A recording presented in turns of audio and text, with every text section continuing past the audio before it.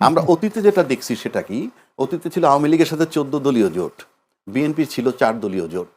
হ্যাঁ, এখন আওয়ামী লীগ মাঠে নাই, এখন হইলো বিএনপির সাথে একটা জোট আছে কিছু দলের, আর জামাতের সাথেও জোট আছে, ইসলামিক কিছু দল এবং এনসিপি যুক্ত হয়েছে। আর ওই যে যে দুইজন লোকের নাম বললো, এরা ইন্ডিভিজুয়াল হয়ে গেছে এখন, যদিও কর্নেল অলি সাহেব, বাট সে হেভি ওয়েট। আমরা যত কথাই বলি বাংলাদেশের রাজনীতিতে সে হেভি ওয়েট। তো সেটা নিঃসন্দেহে তার ব্যক্তির ক্ষতি হইলেও আমার মনে হয় জামাত কিছু গেইন করার চেষ্টা করেছে। এখন যে প্রশ্নটা আপনি করছিলেন আমাকে, কি প্রশ্নটা ভুলে গেলাম। জি, প্রশ্নটা হচ্ছে বিএনপির লাভবান হলো কি? এখন আপনি আসেন, বিএনপি যদি এখন, আমি একটু আগে বলছি, ভোট যদি 60%ও সুষ্ঠু হয়, আমরা কেউ জানি না নির্বাচনটায় ফলাফল কি হবে, কারণ অনেকগুলো রেজাল্ট আপনাকে দেখাইলাম, administrative level playing field, political level, এই সব কিছু মিলাইলে, প্লাস একটা হাদি মঞ্চ হইতেছে, গল্প আমরা মুখে যতই বলি না কেন কলেবর বৃদ্ধি হচ্ছে, আমরা এভরিডে দেখতেছি। এখন লাভ হইল কিনা, মনে করেন যে লোকটা দলকে বিলুপ্ত করে, জিনিসটা বোঝার চেষ্টা করেন, যে লোকটা দল বিলুপ্ত করে বিএনপিতে এসে ধানের শীষে নমিনেশন নিচ্ছে, এই লোকটার কোনো আইডিওলজি নাই, এই লোকটার কোনো আইডিওলজি নাই, তার মানে সে সবসময় পোল্টি দিতে পারে। মেরিটস হইল কি এইটার, সে এমপি হবে। ডিমেরিটস হইল কি, তার যে রাজনৈতিক আদর্শ সেটাকে সে বিকায় দিল, বিকায় দিয়ে কি হইতে চায়, এমপি। আর এমপি মানে একটা লাভবান পদ। কোন লাভবান পদ, আমি বারবার বলছি, কোনো ভদ্রলোক যিনি নিজের সব কিছু আছে, সে সকালে 10টায় পার্লামেন্টে ঢুকে রাত্রে 8টায় বেরোবে, কোনো বেনিফিট ছাড়া, ওই মাসিক একটা বেতন বা মাসিক যে রেমুনারেশন ওইটার উপরে ভিত্তি করে, তাহলে অ্যাটলিস্ট এই আদর্শ বিকায় দেয় না, অন্য কোনো লাভ আছে, সেটা আমি বললে বলবে প্রমাণ কি, সেজন্য আমি আবারও বলছি তার অন্য কোনো লাভ আছে, তাহলে তার আইডিওলজি বিকিয়ে দিয়ে যাচ্ছে। আর বিএনপি তাকে আশ্রয় দিচ্ছে কেন? ওকে আশ্রয় দেওয়ার পরে এমনও হতে পারে যে ওই কালকে সকাল থেকে শুনবেন যে এই জামাতকেও গালি দিবে, এনসিপির গালি দিবে। আপনি যদি মনে করে দেখতে পারেন, হাসানুল্লাহ কিনুরে যখন প্রথম এমপি বানানোর পর মন্ত্রী বানাইলো, সে 5টা বছর টানা ঘুমের থেকে উঠে আবার বিছানায় যাওয়ার পূর্ব পর্যন্ত যেখানেই যাইতো বেগম খালেদা জিয়াকে গালি দিত। আপনাদের মনে আছে কিনা, আশা করি সাইফুল ভাইয়ের মনে আছে। ঠিক পরবর্তী টার্মে যখন এমপি বানায়, তাকে আর মন্ত্রী বানায় নাই, ওই টার্মে সে আর গালাগালি করে নাই। তো আশা করি যে সমস্ত লোকগুলাকে ওইভাবে নিছে, তারা এমপি হইতে পারলেই গালাগালি শুরু করবে, যাকে বলবে তাকে। এইবার আসেন, সে পাশ করবে কেন? সে যে বিএনপির মনোনয়ন নিয়ে সেই ধানের শীষ নিলেই পাশ করবে, কেন পাশ করবে? সে তো ওখানে পপুলার না, সে তো বিএনপির লোক না, অথচ বিএনপিকে বলা হচ্ছে তুমি ভোট দাও, কারণ মার্কায় ভোট দেয়, সে পাশ করে আসবে। তর্কের খাতিরে বললাম। আর যিনি বিএনপির মার্কা নিয়ে না নিজ দলের থেকে করবেন, তিনি যদি পাশ করে আসেন, এই যে 2 পাশ যখন কইরা আসবে, অর্থাৎ আপনার নির্বাচনী ইলেকশন ইঞ্জিনিয়ারিং ছাড়া এই যারা জোটভুক্ত বা জোটভুক্ত হইয়া প্রতীক নিয়ে নির্বাচন করবে ধানের শীষের, আবার জোটভুক্ত হইয়া নিজ দলে করবে, এদেরকে পাশ করে আনতে হইলেই ইলেকশন ইঞ্জিনিয়ারিং লাগবে। 5 আগস্ট অভ্যুত্থানের পরও ইলেকশন ইঞ্জিনিয়ারিং কথা বলছেন আমি বলছি তো, ইলেকশন ইঞ্জিনিয়ারিং ছাড়া যদি তারা পাশ করে, তাহলে তাদের কোনো দলে যুক্ত হওয়ার কথা না। আমি কি বুঝাইতে পারছি? আপনি যদি পাশই করবেন, তাহলে তো অন্য দলে গিয়ে তার প্রতীক নেওয়ারও প্রয়োজন নাই, কিংবা এই দলের জোটভুক্ত হইয়া এদের ভোট নিয়ে আমি চাওয়াচাওয়ি করব কেন? এরা পাশ করার মানি, এরা যদি পাশ করে আসে সবাই, তাহলে আপনি ধরে নিতে পারেন যে নির্বাচনে ইঞ্জিনিয়ারিং হবে। আমরা হয়তো এটা চাই না ইলেকশন ইঞ্জিনিয়ার হোক, এরকম হয়তো দেশের মানুষও চায় না। দেশের মানুষ চায় একটি সুন্দর নির্বাচন, অবাধ। নতুন বাংলাদেশ গড়ার স্বপ্নে সেই নতুন বাংলাদেশটা কি, এটা কিন্তু প্রত্যেকের কাছে একটা ভেগ টার্ম। বাট আমরা যেটা দেখেছি, জুলাই অভ্যুত্থানে যাকে সরানো হইল, তারপরে জুলাই হত্যার জুলাই অভ্যুত্থানের পক্ষে আন্দোলন করতে সবাই আমরা দাবি করি, এটা নিয়ে আর বিতর্ক করে লাভ নাই।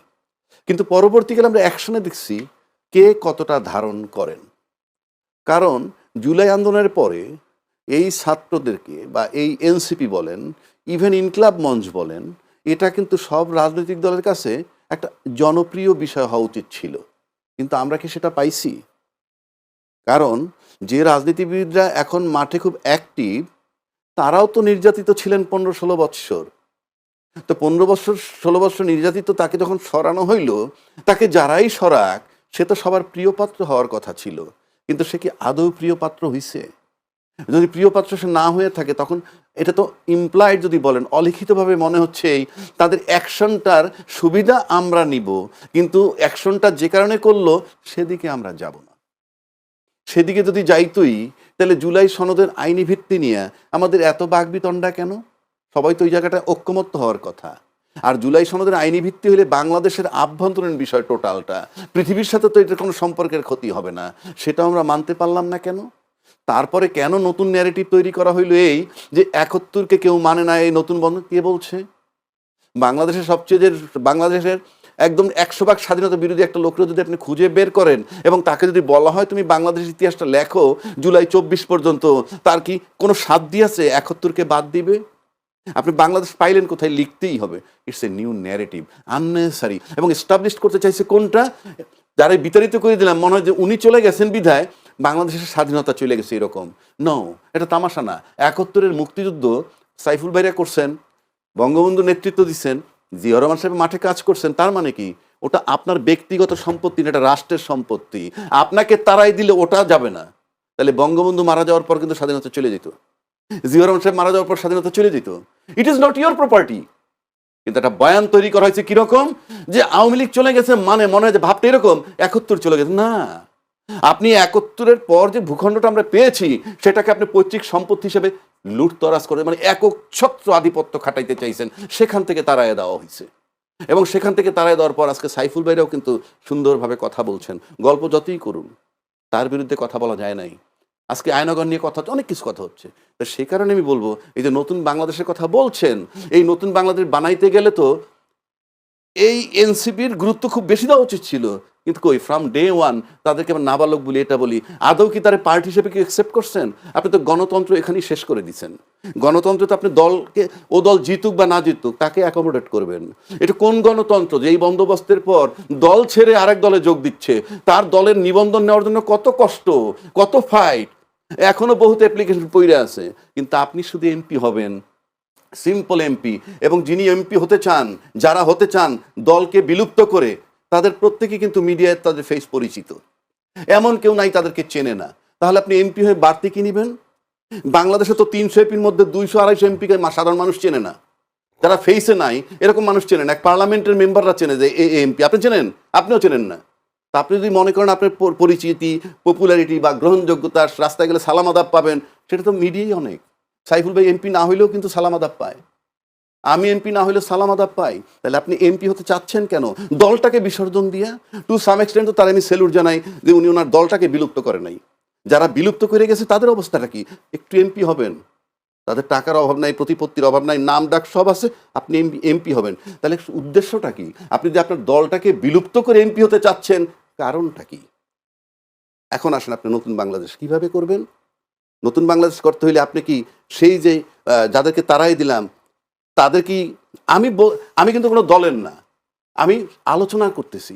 তো আজকে জুলাই চেতনার যারা এই ছাত্র সমাজ যারা কি বলে এনসিপি করলো, হাদি মঞ্চ করলো, আবার দেখেন তা এদেরকে তো কেউ লুফে নেয় নাই, এরা কিন্তু দাঁড়ে দাঁড়ে ঘুরতেছে, বড় দল তাদেরকে রিজেক্ট করতেছে, আবার জামাতের সাথে গিয়ে মার্চ করতেছে। আবার কেউ কেউ বলে জামাতের সাথে মেশার পর তারা রাজাকার হয়ে গেছে। কিভাবে? আমি এই প্রসঙ্গটা নিয়ে আসবো, যেহেতু আমার এখানে আলোচনা আছে, আমি একটু সাইফুল কাছ থেকে একটু ঘুরে আসি, বিষয়টা নিয়ে আসবো আপনার কাছে। জনাব সাইফুল হক ভাই, আপনি আপনার দলের প্রতীক নিয়ে আপনি লড়বেন, সেটা আপনি বলে দিয়েছেন, কোদাল প্রতীক নিয়ে। আমার যে প্রশ্ন, সে প্রশ্নটা হলো, আপনি যে বিএনপির সমর্থন নিয়ে প্রার্থী হচ্ছেন, আপনার ওখানেও বিদ্রোহী প্রার্থী হননি, যদিও তিনি আশা ছিলেন, প্রত্যাশা করেছিলেন সাইফুল আলম নীরব, তিনি মনোনয়নপত্র সম্ভবত জমা দেননি, মনে হয় সম্ভবত যতটুক, তিনিও আশায় বসে আছেন। এবং অন্যান্য জায়গাগুলো আমি যদি একটু এক্সাম্পল দিই, ব্রাহ্মণবাড়িয়ার 6টি আসনে বিএনপির 24 জন স্বতন্ত্র প্রার্থী তারা মনোনয়ন নিয়েছেন, জমা দিয়েছেন। একই আসনে 6টি আসনে, ব্রাহ্মণবাড়িয়ার 6টি আসনে, এর মধ্যে আবার রুমিন ফারহানার আসনটাও আছে, রুমিন ফারহানাও মনোনয়নপত্র জমা দিয়েছেন, কিন্তু দলের পক্ষ থেকে একজনকে সমর্থন দিয়েছেন, কিন্তু দলের সমর্থন না মেনে তারা নিজেরা স্বতন্ত্র প্রার্থী হচ্ছেন। আপনি কি আশা করছেন, যদি আপনি কোদাল মার্কা নিয়ে দাঁড়ান, ধানের শীষ যদি না নেন, বিএনপির পক্ষ থেকে, নেতাকর্মীদের পক্ষ থেকে কি ধরনের সহায়তা পাবেন বলে আশা করছেন? আপনাকে ধন্যবাদ। আমি তার আগে রাজ্জাকি ভাই একটা প্রসঙ্গ বললেন, আমি ওনার কথা সূত্র ধরে একটু যোগ করি। আমরা রাজনৈতিক দল যখন নতুন রাজনৈতিক দল করি, তার মানে আমাদের নতুন কিছু রাজনৈতিক বক্তব্য আছে, ভিশন আছে, কিছু স্বপ্ন আছে, কিছু এজেন্ডা আছে, এবং যার জন্য আপনি একটা ইন্ডিপেন্ডেন্ট পলিটিক্যাল পার্টি করেন। যখন আপনি আবার ইলেকশন কমিশনে নিবন্ধন নেন, আপনার দলের বিপরীতে আপনাকে একটা মার্কাও আপনাকে দেওয়া হয়। ইলেকশনের সময় এবারে আগেও হয়েছে, এবার একটু বেশি হয়েছে, এবার যেহেতু আরপিওর একটা বিধান আছে, নিবন্ধিত দলগুলোকে নিজস্ব প্রতীকে নির্বাচন নির্বাচন করতে হবে। করতে হবে। আগে এরকম একটা ওয়াটার টাইট কোনো ছিল না। কোনো সিদ্ধান্তের জায়গাটা এরকম ছিল না। এটা একটা কম্পালশন কারো কারো তৈরি হয়েছে। তো বোঝা যায় দল তার ইডিওলজি, ইন্ডিপেন্ডেন্ট আইডেন্টিটি অথবা তার ভিশন, সেটার চেয়ে মুখ্যটা হচ্ছে যে আপনার পার্লামেন্টে যাওয়া বা এমপি হওয়া অথবা ভবিষ্যতের সুযোগ হলে মন্ত্রিত্ব হওয়া। এটা রাজনীতির জন্য খুব ভালো বার্তা দিচ্ছে না। এটা তাহলে মানুষের কাছে মনস্তাত্ত্বিক মানুষ ধরে নেয়, তাহলে আপনার আচ্ছা, তাহলে বোঝা গেল আপনার লক্ষ্যটা হচ্ছে যে কোনোভাবে এমপি হওয়া, পারলে ক্ষমতার অংশীদার হয়ে মন্ত্রী হওয়া। এবং এখানে রাজনীতি আজকাল জনপ্রতিনিধিত্ব দ্রুত অর্থবিত্ত গড়ে তোলার একটা হাতিয়ার, একটা মাধ্যমে পরিণত হয়েছে। এবং আমি প্রায় বলি, এবং আমি তো জানেন আমি কথা বলেছি বহু জায়গায়, অনেকের কাছে নির্বাচন একটা ব্যবসায় পর্যবেসিত হয়েছে। অন্য কোনো ব্যবসা এত দ্রুত এত গাড়ি বাড়ি মুনাফা মালিক করা হবেন। সম্ভব না। জি। অনেকে নির্বাচন দেখে একদম এখন বিনিয়োগ করেন। 25 লাখ টাকার উপরে খরচ করার কথা না, কেউ হয়তো 25 কোটি খরচ করবেন। মানে বুঝে নেন যে আগামী 5 বছর এটাতে 500 কোটি টাকা রিটার্ন আসবে, বা কপাল ভালো হলে কেউ কেউ 5,000 কোটি টাকাও। বাংলাদেশে তো এখন তো দেখি যে শত কোটি, হাজার কোটি টাকার কমে কোনো আলোচনাই নাই অনেকের কাছে। রাজনীতিটা এই পর্যায়ে আজকে নিয়ে গেছে। এটা দুর্ভাগ্যের জায়গাটা। এই অসুস্থতার জায়গাটা যদি পরিবর্তন করা না যায়, এত বড় জাগরণ, জুলাই গণজাগরণ, গণঅভ্যুত্থান, রাজনৈতিক দিক থেকে রাজনীতিকদের চিন্তা চেতনা মনস্তাত্ত্বিকভাবে বড় কোনো পরিবর্তন বাস্তবে ঘটাতে পারেনি। এটা উদ্বেগের, এটা আশঙ্কার, এটা দুশ্চিন্তার ভবিষ্যতের জন্য। বাইরে কিছু কথাবার্তা আছে রিফর্ম নিয়ে, আমরা জুলাই সনদ স্বাক্ষর করেছি। আগামী ভোটের দিন আমরা গণভোট হবে, গণভোট হাসসূচক হলে পরবর্তী পার্লামেন্ট 180 দিনের জন্য একটা কনস্টিটিউশন পাওয়ার নিয়ে পার্লামেন্ট গঠিত হবে। This are the issues. জি। সেটা একটা বিষয়। দ্বিতীয় প্রশ্ন- আরেকটা দ্বিতীয় যেটা জি, আপনি করলেন, প্রশ্নটি, জি। হ্যাঁ, আমি জি, জি। সেদিক থেকে আশাবাদী। প্রথমত আপনাকে তো কোনো না কোনো জায়গা থেকে তো আপনাকে শুরু করতে হবে। কোদাল মার্কা আমরা 2008 সালে পার্টি নিবন্ধনের পর আমরা কোদাল মার্কা নির্বাচন করেছি। 2018 সালে আমাদের কোদাল মার্কা, আমাদের বাম প্রগতিশীল 5-6টা দল আমাদের মার্কা নিয়ে নির্বাচন করেছিলেন। ঢাকা 12 যে আসনে আমি আজকে মনোনয়নপত্র জমা দিয়েছি, বিপ্লবী ওয়ার্কার্স পার্টি বা গণতন্ত্র মঞ্চের প্রার্থী হিসেবে, বিএনপি এবং যুগপৎ শরীফদের সমর্থিত প্রার্থী হিসাবে। তো সে জায়গা থেকে 2018 সালে জোনায়েদ সাকি এই আসনে তৎকালীন স্বরাষ্ট্রমন্ত্রী আসাদুজ্জামান কামালের বিরুদ্ধে তিনি আমাদের মার্কা, এই কোদাল মার্কা নিয়ে নির্বাচনে অংশ নিয়েছিলেন। কোদাল একটা ইতিমধ্যে একটা জনপ্রিয় মার্কা হয়েছে, এবং আমি মনে করি ইতিমধ্যে আমি 24 তারিখে বিএনপি দিক থেকে আনুষ্ঠানিকভাবে তাদের সমর্থন ব্যক্ত করবার পরে বিএনপির নেতাকর্মীদের বিপুল যে উচ্ছ্বাস, এটা আমাকে মুগ্ধ করেছে একেবারে তৃণমূল পর্যায় পর্যন্ত। তো এবং গত 4-5 দিনে 1000-1200 নেতা কর্মী সংগঠক তাদের আসাটা, আমি বিশ্বাস করি যে তারা এবার, আমি বিএনপিকে বলেছি যে আপনারা এবার বলবেন যে যেহেতু আমরা যুগপথের, কারণ আমরা বিএনপির সঙ্গে গেছি কেন, 31 দফার যাত্রা যেটা আমরা শুরু করেছি, আমরা একটা রিফর্মের এজেন্ডা আমাদের সামনে আছে, পুরনো জমানায় কেউ ফিরতে চায় না। আমরা বলেছি কমপক্ষে একটা ডেমোক্রেটিক ট্রানজিশনের একটা সার্টেন ফেজ পর্যন্ত এই যাত্রাটাকে আমরা কিন্তু অব্যাহত রাখতে চাই। সেটা কেবলমাত্র যে কোনোভাবে পার্লামেন্টে এমপি হওয়া, মন্ত্রী হওয়া এই কারণের জন্য না।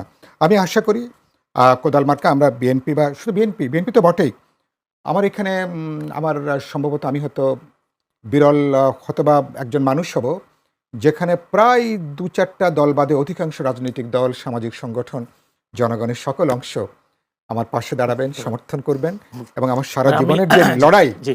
মানুষ এটাকে মর্যাদা দেবেন, এবং আমি তাদের প্রতি আমার দায়বদ্ধতা আছে, অঙ্গীকারবদ্ধ আছে। এটা নিয়ে নিশ্চয়ই ভবিষ্যতে আপনার ধন্যবাদ। প্রোগ্রামে আমরা আলোচনা করব। এটা হয়তো আমরাও আশা করি আপনি সফল হবেন। কি ব্রাহ্মণবাড়িয়ার মতো কিংবা চাঁদপুরে যে ফরিদগঞ্জ 4 আসনে আমরা দেখেছি অনেক স্বতন্ত্র প্রার্থী ইতিমধ্যে মনোনয়ন জমা দিয়েছেন বিএনপির। আপনার এখানে এমন কোন এখানে হয়তো হতে পারে, কিন্তু শেষ আমি আশা করি শেষ পর্যন্ত দলের সিদ্ধান্তটাই সবাই গ্রহণ করলে এবং- ভালো, এবং সে জায়গাটা যাবে না। জি, জি, ধন্যবাদ। 25 ডিসেম্বর যখন বিএনপির ভারপ্রাপ্ত চেয়ারম্যান তারেক রহমান বাংলাদেশে আসেন, বেশ ঐতিহাসিক একটি সংবর্ধনা আমরা দেখেছি, বেশ আলোচনা জন্ম দিয়েছে, সারা দেশের মানুষের মুখে মুখে সেই আলোচনা। এর কয়েকদিন পর অর্থাৎ গতকাল একটি বিষয় বেশ আলোচিত হয়েছে, সেটি হচ্ছে গণঅভ্যুত্থানে নেতৃত্ব দেওয়া যে যুবকদের দিয়ে গড়া সংগঠন এনসিপি, তারা জামায়াতের সাথে যোগ দিয়েছেন আসন সমঝোতার কথা বলে বা নির্বাচনে জোট করতে গেছেন। এই বিষয়টা হঠাৎ করে আসার পর সারা বাংলাদেশে একটু মানে আলোচনার কেন্দ্রবিন্দু হয়ে পড়েছে।